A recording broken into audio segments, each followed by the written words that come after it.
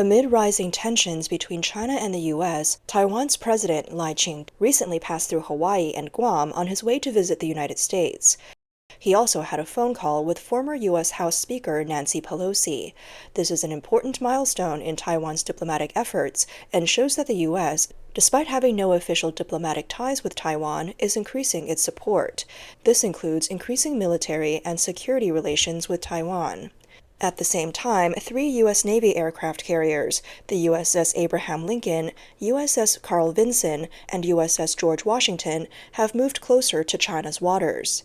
A 4th carrier, the USS Ronald Reagan, is stationed in Japan, making 4 U.S. carriers in the region. Together, these carriers can deploy nearly 200 fighter jets, 15 early warning aircraft, and dozens of helicopters.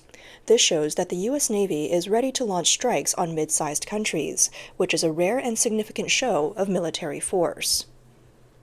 During Lai's visit, the U.S. government also approved a $380 million arms sale to Taiwan, further angering Beijing.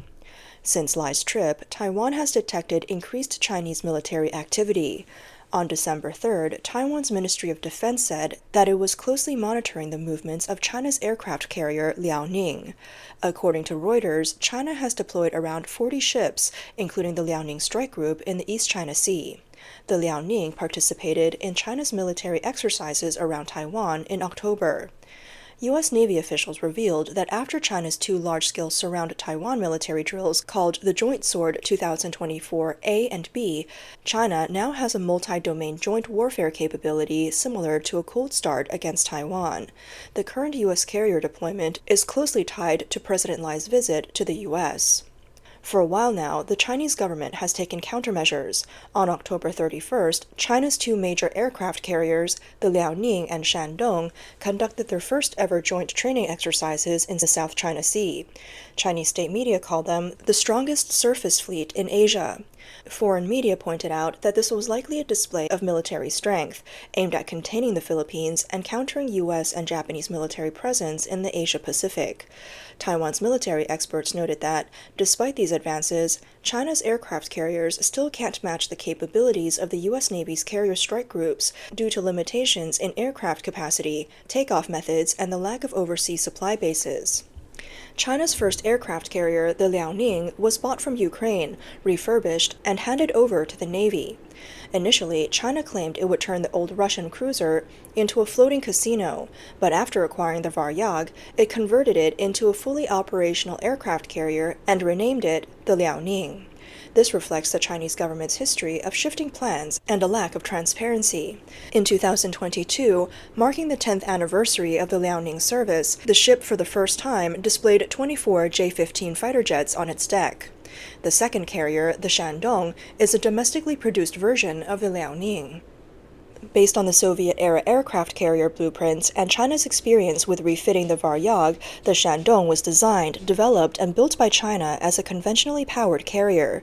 It entered service with the Chinese Navy on December 17, 2019.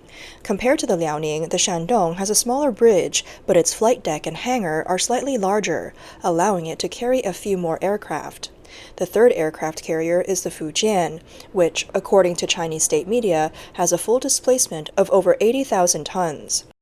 It's equipped with 3 electromagnetic catapults and is said to be able to carry around 60 aircraft. The Fujian is expected to complete its tests by the end of 2025 and could be officially commissioned into the Chinese Navy by 2026. The real power of an aircraft carrier comes not from the ship itself, but from the aircraft, particularly stealth and multi-role fighters. In this area, there is still a significant gap between China and the U.S.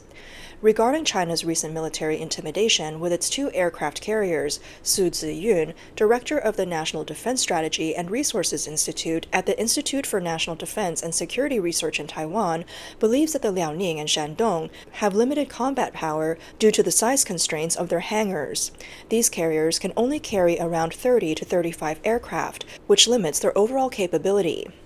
Su told Voice of America that an American Nimitz-class nuclear-powered carrier can carry around 90 aircraft. Even if you add the hangar space of both the Liaoning and the Shandong, it's only about two-thirds of the capacity of a U.S. carrier. Moreover, the U.S. Navy has far more experience. Su said, overall, the combat power of China's so-called 1+1 dual-carrier fleet is still inferior to that of the U.S. carrier strike groups. He further explained that while a modified carrier-based fighter has improved engine power and electronic warfare capabilities compared to other Chinese aircraft, it is still a generation behind the U.S. Navy's carrier-based aircraft. As a result, it poses limited intimidation power to U.S. carrier strike groups. Aircraft carriers are part of a larger integrated force. Besides the performance of the carriers themselves, other ships in the task force play important roles. Researcher Yang Taiyuan of the Center for Integrated Technology and Strategic Studies at Tamkang University in Taipei analyzed that China's aircraft carriers still have several weaknesses. One major issue is China's lack of overseas supply bases and insufficient supply ships. During recent drills, China included its largest Type 901 supply ships and a cross-theater destroyer in the same task force. However, the Type 901 supply ship has a speed of only around 25 knots, which is slower than the 30 knots of the carrier strike groups. Additionally, the two carriers rely on conventional fuel rather than nuclear power and need to be resupplied by other warships or vessels.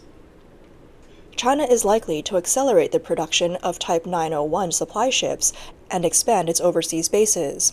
In addition to its logistics base in Djibouti on the Horn of Africa, it is possible that China will establish additional support bases in places like Cambodia's Yungang or Myanmar's Kyaukphyu to sustain long-term operations for its aircraft carriers.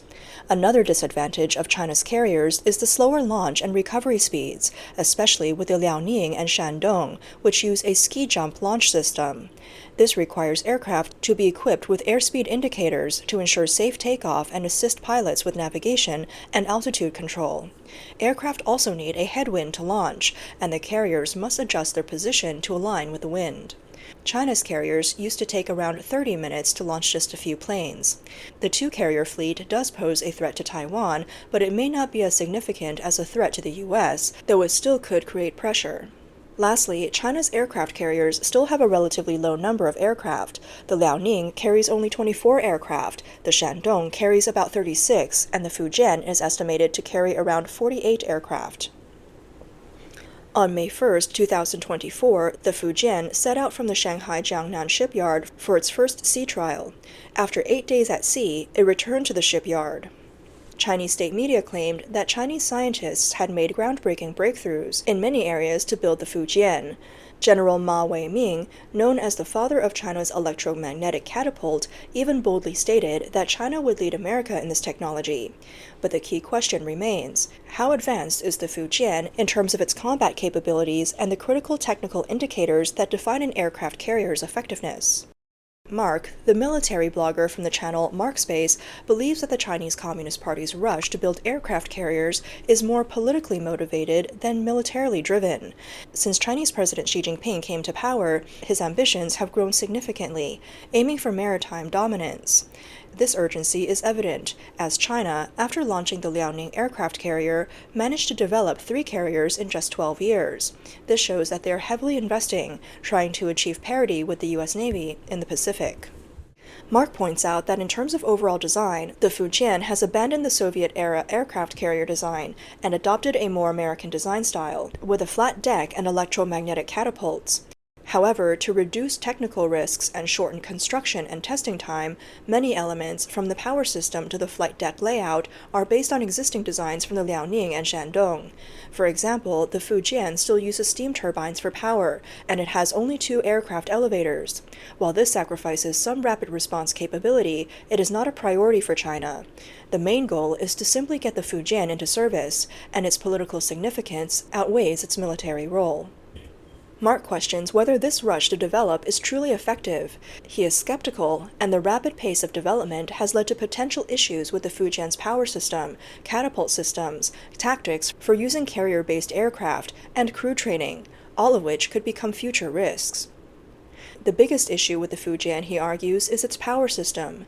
Given that it uses an electric catapult and arrestor system, and considering its larger size and increased aircraft capacity, the energy demand will be massive, creating significant challenges for its mobility and power generation systems. Mark concludes that China's carrier-based aircraft are still under development, and there is a considerable gap in this area. As a result, China's aircraft carriers are not as effective as they are often claimed to be. In terms of actual military power, China is still far from being able to compete with the U.S. Earlier, on July 2, 2023, former Japan Self-Defense Forces Chief of Staff General Shigeru Iwasaki, during a speech at the Tokyo-Taiwan exchange meeting, commented that the Liaoning and Shandong carriers are relatively old models. These carriers lack launch catapults and rely on the ski jump method for takeoffs. A significant drawback of the system is that the J-15 fighter jets stationed on these carriers cannot take off when fully fueled, as they are unable to climb the ramp. Despite the large size of these carriers, their actual combat capabilities are limited. Iwasaki emphasized that while weapon performance is important, the most critical factor is how well the operators understand and utilize these weapons. According to his observations, Chinese soldiers' abilities in skill and judgment fall short when compared to the soldiers of Japan, Taiwan, and the U.S. China has long ridiculed Japan's past aircraft carriers, claiming that Chinese carriers surpass those of Japan in both tonnage and technology. However, Iwasaki points out that the actual combat power demonstrated by Japan's carriers in the past is something China's current fleet can only aspire to. Famous military commentator Shen Zhou also wrote in May this year that compared to Japan over 80 years ago, China's carrier fleet still has a clear gap. He notes that 83 years ago, the Japanese Navy's carrier fleet launched the first large-scale aerial attack, yet over 80 years later, China's carriers still lack similar capabilities. Shen draws on a historical comparison, referring to the December 7, 1941 attack on Pearl Harbor. On November 26, 1941, Japan sent 6 aircraft carriers toward Hawaii, while submarines secretly entered the area. On December 7th, they launched the surprise attack on Pearl Harbor, demonstrating the true operational power of aircraft carriers. In contrast, China's current carriers are still far from achieving such a level of operational capability. When Japan launched the Pacific War, it had a total of 6 main aircraft carriers, which were the Akagi, the Kaga, Shokaku, Tsuikaku, Soryu, and Hiryu. These 6 main carriers had speeds ranging from 31.5 knots to 34.5 knots, with a maximum operational range between 12,200 kilometers and 19,000 kilometers, comparable to modern warships. In addition to these, Japan also had 6 light aircraft carriers, which included the Chitose, the Chiyoda, the Ryuho, the Shoho, the Ryojo, and the Hosho. These 6 light aircraft carriers had maximum speeds ranging from 25 knots to 29 knots, with maximum ranges from 11,800 kilometers to 19,000 kilometers. These carriers were primarily used for escort duties, but could also participate in large-scale naval battles alongside the main fleet carriers when necessary. At the time, these carriers were smaller than modern carriers, with the largest ones being comparable in size to the U.S. Navy's current amphibious assault ships, around 40,000 tons. Despite their conventional power systems, these carriers had speeds that were largely similar to those of modern warships, and in some cases, their range even exceeded that of many modern vessels. Though the aircraft used by Japan's carriers during World War II were not as advanced as modern jets, and their speeds were relatively low, their light weight allowed the carriers to carry a large number of aircraft, and their range was sufficient for long-distance strikes. The effectiveness of mass airstrikes with large numbers of aircraft was also a significant advantage. Carrier-based aircraft are the primary weapon of an aircraft carrier, and their performance, along with their mission frequency, determines the carrier's combat effectiveness. The more aircraft a carrier can carry, and the heavier the takeoff weight, the stronger the carrier's combat potential. Comparing this to China's current aircraft carriers, the Shandong has a displacement of around 60 to 70,000 tons, and a maximum speed of 31 knots, and an undisclosed maximum range. It is said to be able to carry 36 aircraft, including 24 J-15 fighters and 12 helicopters. The Fujian is expected to carry 60 aircraft, including 36 to 40 J-15T fighters, J-35 fighters, J-15D electronic warfare aircraft, KJ-600 early warning aircraft, and 20 helicopters. However, China's carrier-based aircraft are still in the developmental phase. The J-15 is not ideal as a carrier-based fighter, and the J-35 remains more of a rumor than a confirmed asset.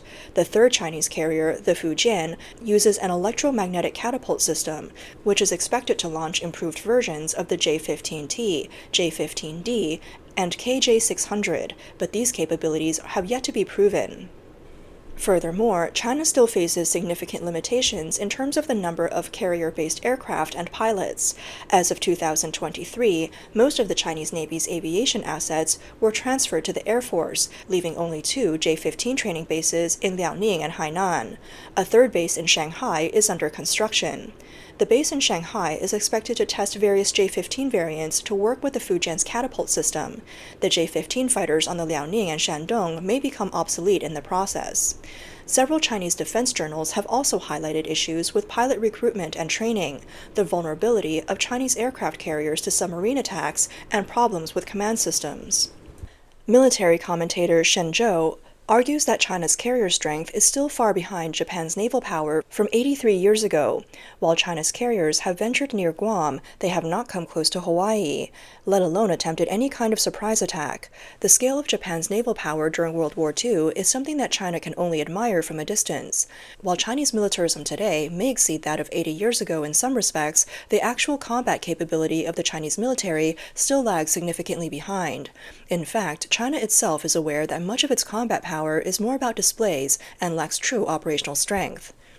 Some Western media outlets have pointed out that while China has acquired aircraft carriers, it still has a long way to go before it can match the capabilities of major aircraft carrier powers like the United States. Several military experts told Reuters that China's aircraft carriers currently serve more as a public relations tool than as a true combat force. If a conflict between China and the U.S. were to occur over Taiwan, the role China's aircraft carriers would play remains highly questionable. Among the countries that currently possess aircraft carriers, the United States still holds the greatest advantage, with 11 carrier battle groups deployed worldwide. For China, it seems more likely that it would use its carriers in the Asian region, working in conjunction with submarines and anti-ship missiles with the aim of asserting control over its near seas. Recently, Xi Jinping has faced significant internal challenges, including losing control over the military, discord between military leaders, and instability at the rear. These issues are serious military and political weaknesses. While China's aircraft carriers are often used for political propaganda, these efforts cannot conceal the true limitations of China's naval power, nor can they mask the increasing fragility of the Chinese regime itself.